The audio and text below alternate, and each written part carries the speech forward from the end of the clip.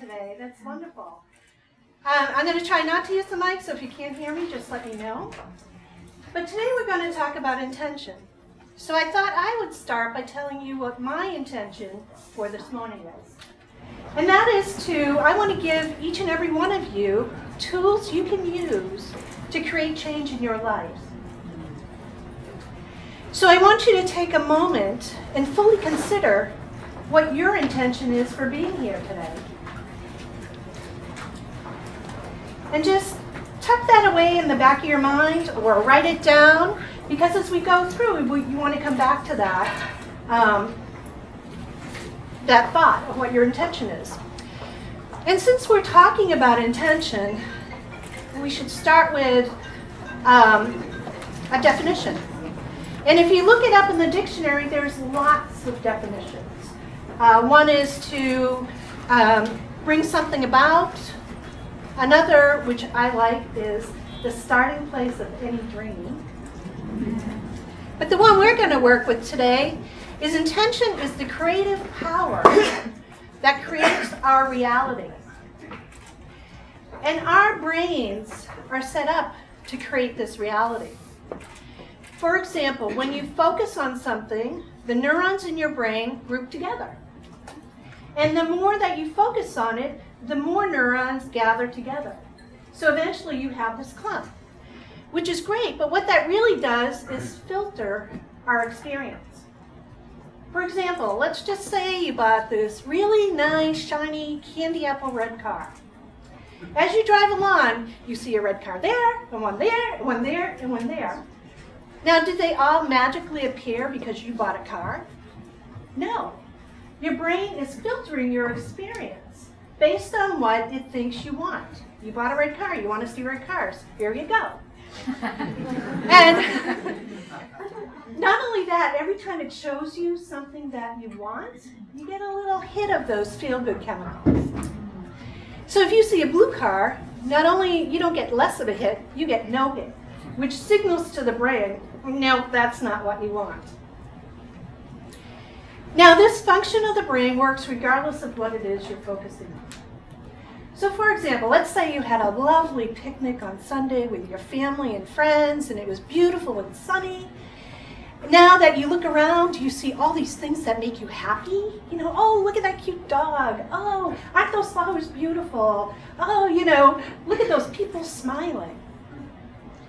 Conversely, let's just say there was that thing on Friday afternoon as you drove home from work that aggravated you to no end. You're going to see things that aggravate you. Oh, what are they doing? I can't believe that. Look at that driver. Oh my gosh, this is horrible. So your brain works the way it works regardless of what you're focusing on. So how important do you think it is to set a really powerful intention? Does anyone think that's important? Yes. So what we're going to do is go through some steps to help you harness the creative ability of your mind along with your intention. And there are a few steps that you can do to create a really powerful one that works with the way that your brain works to help it work for you instead of that aggravating car incident. So the first thing is it has to be stated positively. Your brain understands and is able to get what you want when you say, I want this. It doesn't work quite so well because if you say, I don't want that. Two reasons. One, you're focusing on something you don't want. So your brain is going to put energy into that. And your brain has this funny little capability of not hearing those little negative words like don't, not, no. So what it really hears is, I want that. So that's why stating it positively, what you do want, is critical. The next one is you want to use all your senses. So what are you seeing? What are you hearing? What are you tasting? What are you smelling? What are you feeling in your intention? And that is, the more you engage your senses, the more you amp up that power of your brain. Because think of it, if you just have this little thing that's not emotional, not very important, your brain is not going to pay any attention to it. But if all your senses are engaged, that lights your brain up and says, yes, let's do it. So, the next one is, it is all about you. It has to be for you, created by you, maintained by you. If you go to set an intention, my intention is that Joe's going to take out the trash every Tuesday by 6 p.m.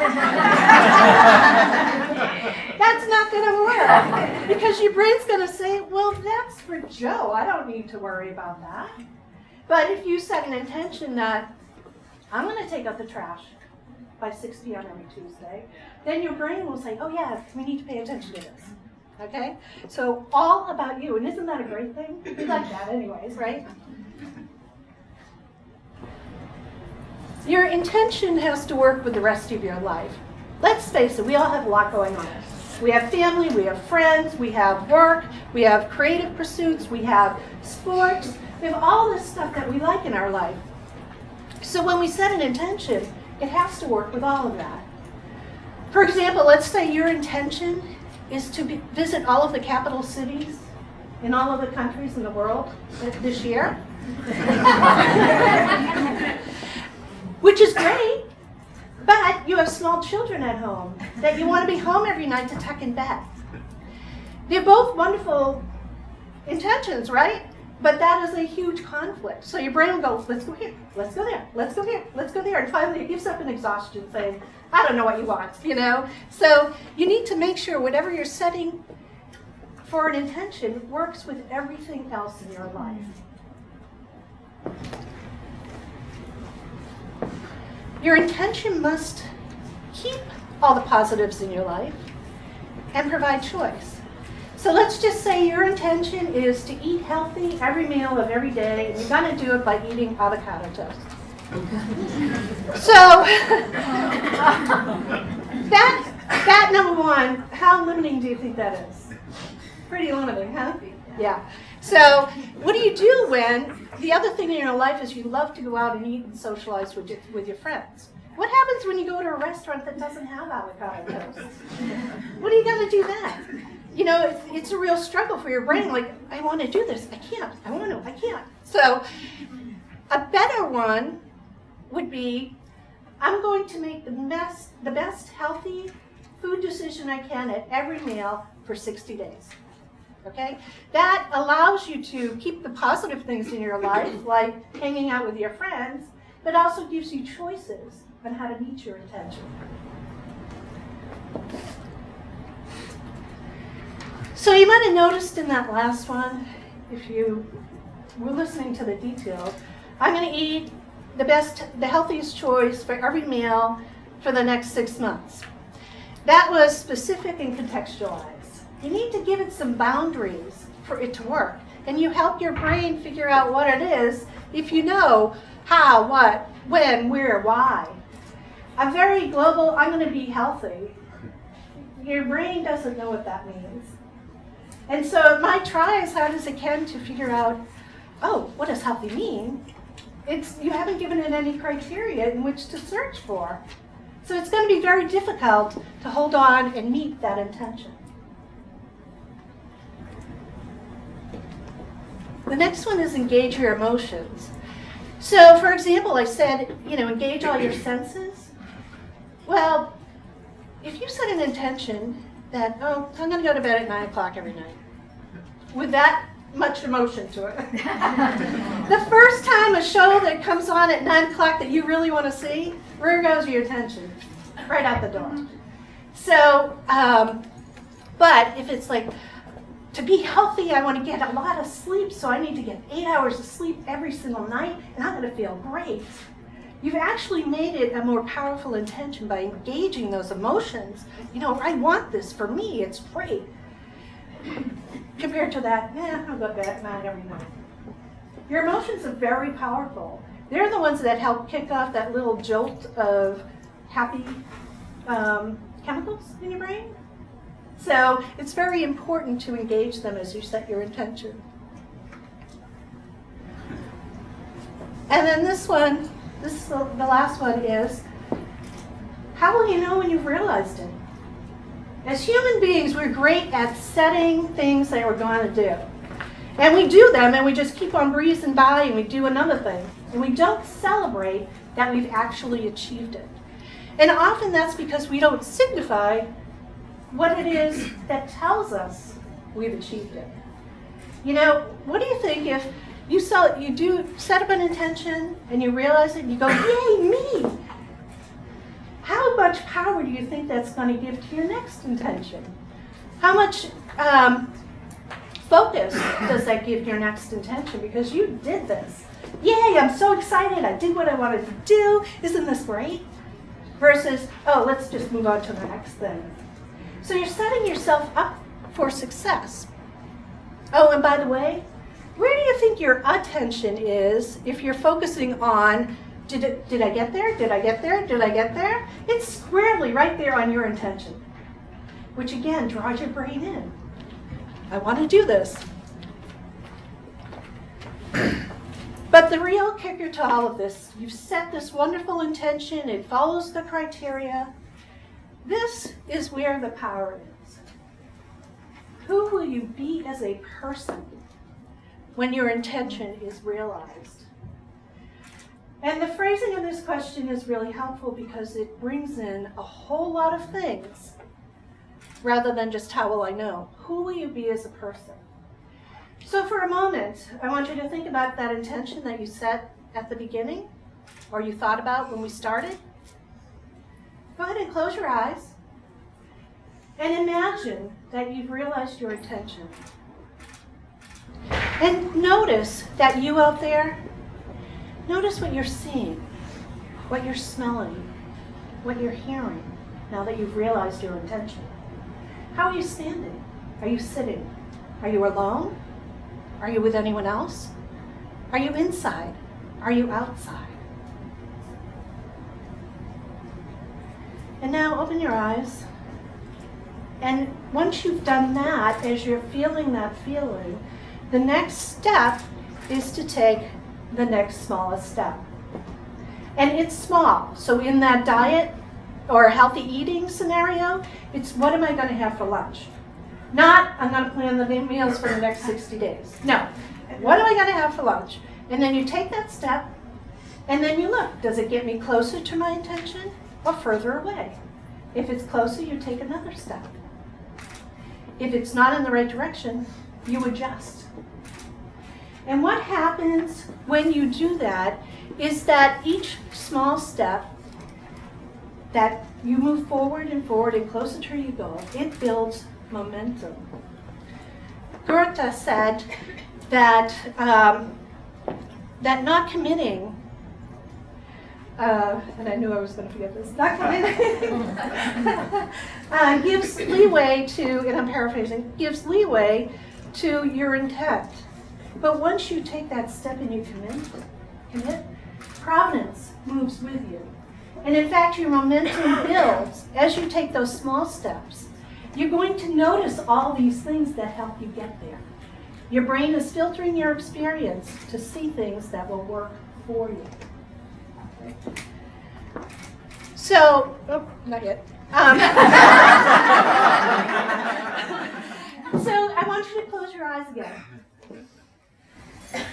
And create that imagine that you out there that has realized your intention. And again, notice what you're seeing, what you're hearing, what you're smelling, what you're tasting. And if you're alone with people, what are you wearing? Are you inside? Are you outside? And now that you have that image there, I want you to step right inside so you can experience it from the inside out. And now as you open your eyes, I want you to realize that you now have the power to harness your brain to create the things that you want in your life. Thank you.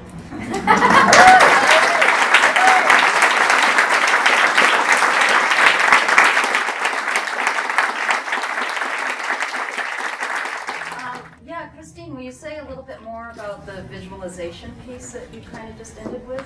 Yeah, and it's, some people struggle with visualizing, but whatever imagination will help you create that. What you're actually doing is keeping the end in mind, so you're actually stepping into the end before you even start. And that visualization is really powerful, especially when you step inside that, because then you know how it feels for the end. And that draws you forward. Another thing, if you want to try this, is as you're seeing that image there, tilt it up and have it slide toward you. It's a really interesting experience. You can feel it like, whoo, But having those sensory-based feelings come at you for where you want to be in the end, it will help shape your direction so that you'll get there. I've heard a lot about vision boards too, to help you create that kind of visualization. Is that something you think is a good idea as well? Yeah, because if you think about a vision board, where's your focus? Your focus is right on your intention, right? So the more that, and I would combine it, I would always do that internal piece because you're lighting up your neurology then. So a vision board is a great visual to have. It's like, yep, that's it, that's it, that's it. So your brain kind of focuses in and in and in. So it's a very powerful tool. Yes. This was fascinating. Great job. Thank you. Do you think that we can be too specific when we set an intention and in turn block out what may be better for us if we are only going to set it for this very specific goal? Should it be somewhat broad? Well, I think it depends on what the goal is. Just like, in the dating world, they say, make a list of things you want in your mate. But if it's like they have to be 6 foot 3.5 inches tall, weigh 210 pounds, have brown eyes, it's better to get the feeling of what you want and have a little leeway because sometimes it shows up a little differently. Yeah. But as you're doing those adjustments going forward, you may get down the path and say, oh, this really fits better, and then you adjust that too. So yeah, I do think, there's always that danger, but you adjust. That was your choice step too. Exactly. Yeah, there's choices. Yeah. Thank you. Great talk. No, thank you. Do you find that it comes to fruition if you're doing just a mega dose of meditation in the morning or intermittent thinking about your intention throughout the day? Where are you more successful? I think the more the better. So I think having that intention in front of you as you go about your day, or even starting off in the morning with a meditation about it, really focusing on it, and then checking in, because if you're taking steps, you're checking in, so where am I in relationship to that? So every time you do that, that is always your focus, that intention. So, yes. What's your advice for dealing with the fear and anxiety that we might have around the alternative to the intention or failure? Well, if you're focusing on your intention, those things kind of fall away because, what you focus on grows. So if you're focusing right on that. But there is a couple of great breathing techniques that you can do to release that because you don't want to, just keep moving your mind back to what you want. The rest is what you don't want. But even a couple of deep breaths, or this one I just learned, drop everything you're worried about to the ground so that you're standing way above it, and then notice everything else that isn't that. Right? So, that's great. You can do it all week. It's wonderful. I'm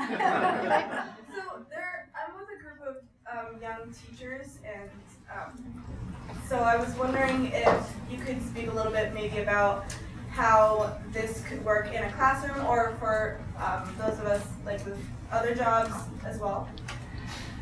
In the workplace or whatever.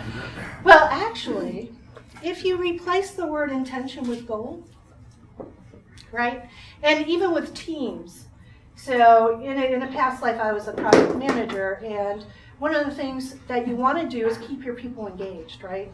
So focusing in on who you want to be as a team at the end of the project or end of a goal, so each one may have a different read on who they want to be as a person, but doing this exercise to keep that in mind and looking at what's the next smallest step. And actually, agile programming is kind of, they take small steps, see where they're at, and they adjust where they're going a little bit, but the same idea of taking those small steps and adjusting. Great, thank you. Yes. Who are some of your teachers, like who you learn this stuff from? There's been a bunch of them. I've been studying this stuff since I worked as a financial consultant, and this guy in London, my client, gave me a book. So that was a long time ago. But I have, let's see, I studied with a guy up in British Columbia for communication. This guy in Arizona whom I absolutely adore, John Overdorf, he's wonderful. Melissa Tiers in New York City. I've picked up all this stuff kind of along the way, and part of it is my consulting skills too. How to motivate people and keep them interested when you have absolutely no power over them is a really good life lesson. Yes. Me? Yeah. Do you have any books that you recommend on the topic? I don't, off the top of my head, I don't. There is one that I absolutely love that really talks about the brain a lot. It's Incognito by Dave Eggleman, I think it is. But look up Incognito. It really talks about how the brain does all this stuff that we're not aware of. Yes. Is it possible, from the perspective of your brain, to have too many intentions at one time? Or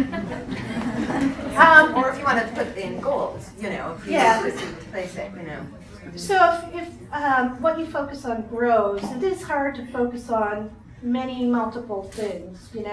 I think you could maybe have a couple going in different situations because the context is different. You might have a work goal and a home goal, or intention, and be able to work it that way so that when you're at work, you're focusing on this. So when you're at home, you're focusing on this one.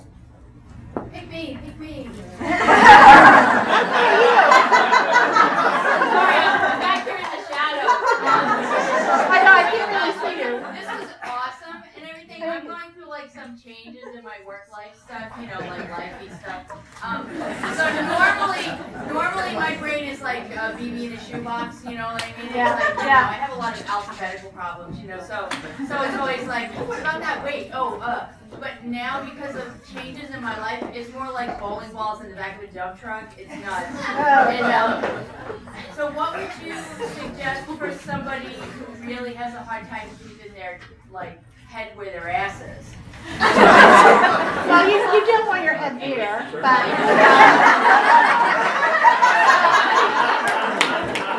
Right here, right now. Right yeah, I get it. Yeah. So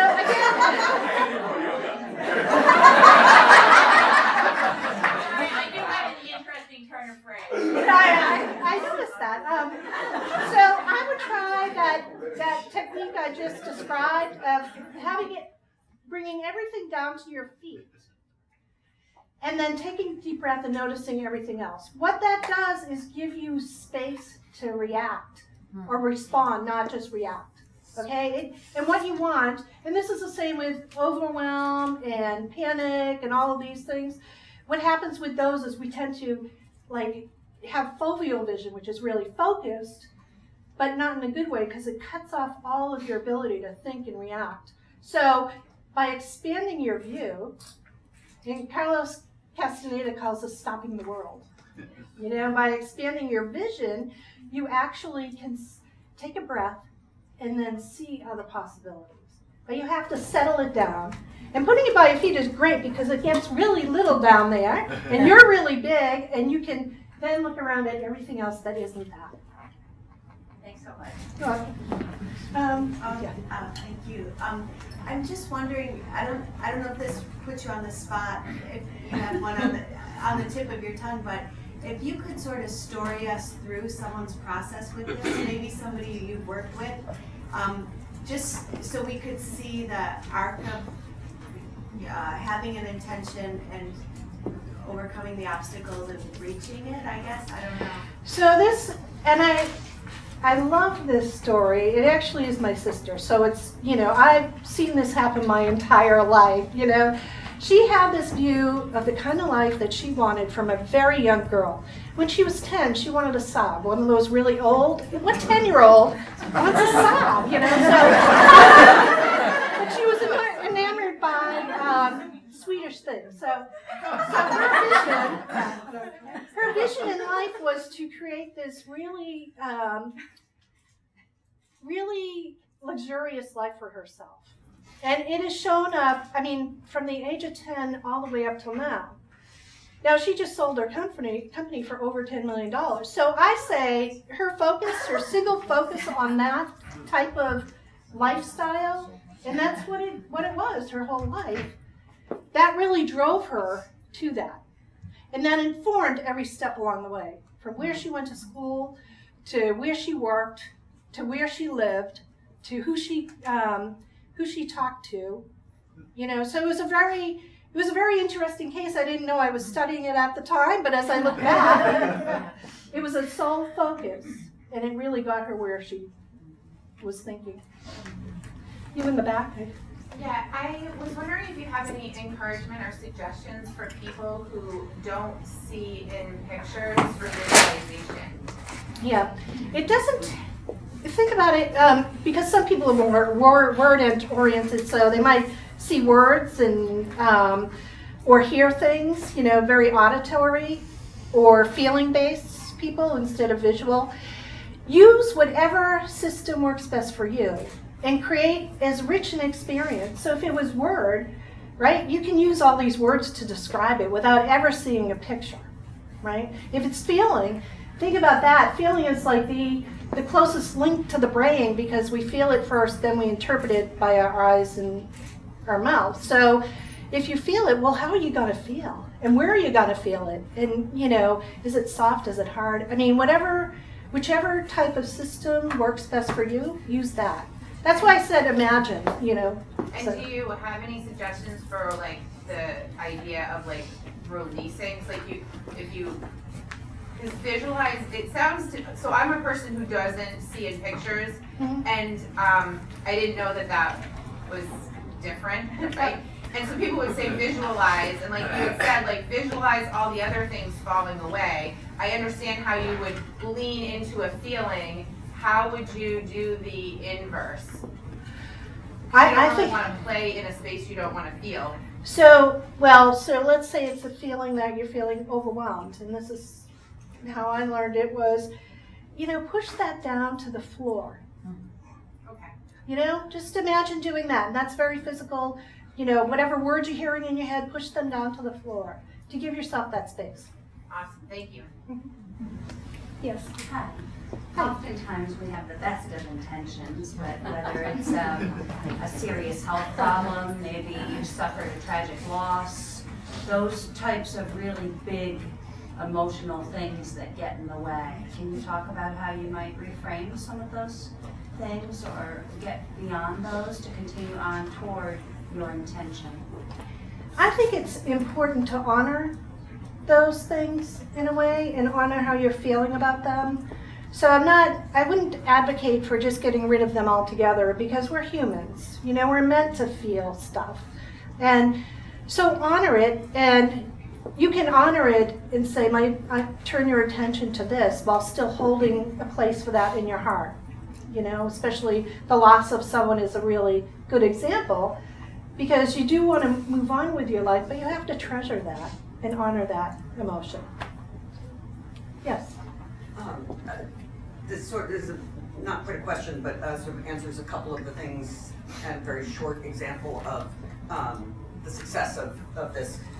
My father, years ago, had to have very serious surgery. His the nurse that was working with him taught him how to come up with an intention for what was happening after the end of the surgery that had nothing to do with the surgery and what didn't have a negative, like anything to do with, so it wasn't I'm going to come out of this okay or the surgery is going to go okay.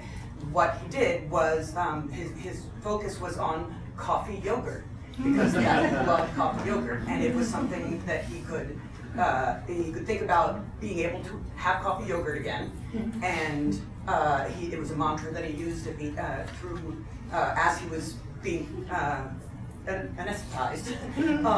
And then the nurse started it again as he was starting to come out as well. So she helped maintain that as his goal and intention again. Yeah. And he actually was up and walking in half the time that the surgeons wanted after they, and I mean, on with their blessing. Yeah. But he had completely gotten through all of the physical stuff of having the surgery in the immediate in less time than they expected, because the way that his brain reacted to his thought process of just being there, wanting not to be here. where he Yeah. could eat coffee over. You know, and I could spend, 4 hours talking about how language affects us and different words and whatnot, and but having that idea that, this is what I'm going to do in my life next, this is what I want in my life, that really is a driving force. And if you think in healthcare,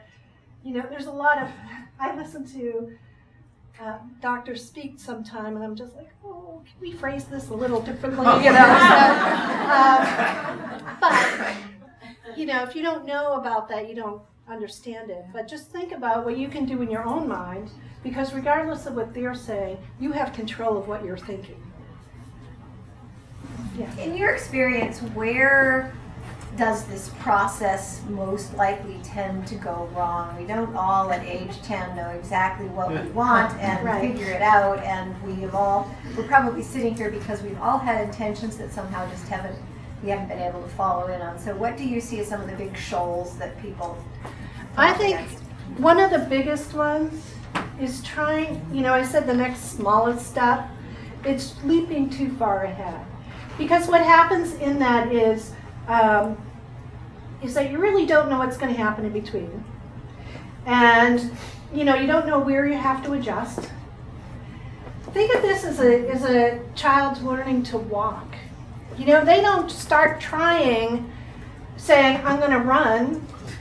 They get up, they fall, they adjust, they get up, they fall, they adjust. And that's really that type of thing. And we don't know that we know it intuitively because we've all kind of been there, but we don't think about it in terms of other things we want in our lives. And as we grow, as we have experiences, things change. So, looking at your intention again and saying, is that really where I want to go now? Maybe not. Maybe not. This is a better one. It'll make me feel the same way, but this is really better. So, yeah, life is funny. It throws things at us, and we have to adjust. So, So sometimes in life, there are people that have bigger problems to fix than just being able to fix them with intention sometimes. So let's take addiction, for example. Could an intention be getting help for the overall intention? Could that be a smaller step? What kind of advice would you give for somebody struggling in that sort of a way? So a bigger thing, maybe the intention is to become clean and sober, by, within the next 6 months or whatever an appropriate time frame is. Maybe one of the first smallest steps is I need to call someone to get more information. You get some more information. Oh, this seems like a good place. I'm going to check this out. Okay. Now this is where I think this can help me. I'm going to start here. And this day I'm going to do what they say today. And see if that gets me closer. If not, adjust. If it does, then okay, I'm going to try again tomorrow. So, yeah. What would be your advice for maybe trying to help? Because I know, for me, I got teacher brain, and I have, these kids that maybe, in a high needs school, they're struggling with something like that, or their parents are struggling with something like that. How would you kind of come alongside them to maybe help them realize that they need help, or something like that? That is, or maybe is that not your place? What is your thoughts on that? Well, that's an awfully big question for here, and I think every instance is different. When I work with people, it's so tailored to them. What works with one person isn't going to work with the next because it's a combination of the two of us, not just me saying do this. It's, you know, what's important to you? What if we try this? You know, so it would depend. Yeah. But I think knowing there are options is probably a very good first step, you know? Thank you. That's great. Oh, hi. Thank you for talking this morning, Christine. There are a lot of people in this room who run their own businesses. And I found running my own business, it suddenly becomes very difficult to compartmentalize personal and professional objectives because they're all suddenly very intricately interwoven. Do you have Yes. advice for someone who's trying to organize them, or maybe could you tell us whether it matters? Well, if you go back to that slide of it has to be in balance with your entire life, especially if you're running your own business, it's much more, it is more entwined. I mean, you are the same person. Working for a company, you don't often have to set all those things and worry about all those things. But when it's your company, it becomes very important. And you have to have balance in all of them. So the hard part is turning it off, right? Turning off the running your business side, though, so that you can get nourished by, you know, the other healthy things in your life, your family, your friends, your health and exercise and all of that. So it's really trying to create a balance. And there are sometimes that balance will be out of whack a little bit, but you don't want it to be that way for too long because you'll feel stress. You'll feel, you know, anxiousness. You'll feel overwhelmed when one thing is out of balance for too long. I got time for one more. Okay. Sometimes when we set intentions, we have a visualization in our mind because we see people online, on Facebook, on Instagram, and you're like, I want that. And you're trying to start at baby step where someone's at halfway through their journey or farther along in your journey, and then you're doing a comparison. And frustration can happen when you're at day 3 and they're at day 303 and you're not there yet. And exercise and fitness is a great example of I'm not there, I'm failing. How do you focus and how do you set your intentions and break it into those baby steps that can really get you through those moments where you're like, you know, because we're all, the visualization, especially when with this media that we're bombarded with, you know, what's your advice for staying on track when you're not where you want to be, when you want to be? We are never all on the same track at the same time. None of us ever anywhere at all. So focus on your intention. You can't compare to, I'm a total believer you cannot compare yourself to anyone else because you do not have the same experiences. You do not have the same upbringing. You don't have the same things that happen. You don't have the same mindset as anyone else. So it's not a fair comparison. But what you can compare to is what you want. Okay, so it's keep your eye on that rather than comparing to someone else. You know, if you're trying to ride a bicycle, that might give you motivation to see how someone else is riding, but you know, you keep going till you get it. You know, so just keep going till you get it and focus on your intention. Because you don't know where they started from. You know, maybe they started doing yoga when they were 2, so they can do every pose in the world, you know. But you have to honor yourself and go with where your journey is. Well, thank you again, Christine.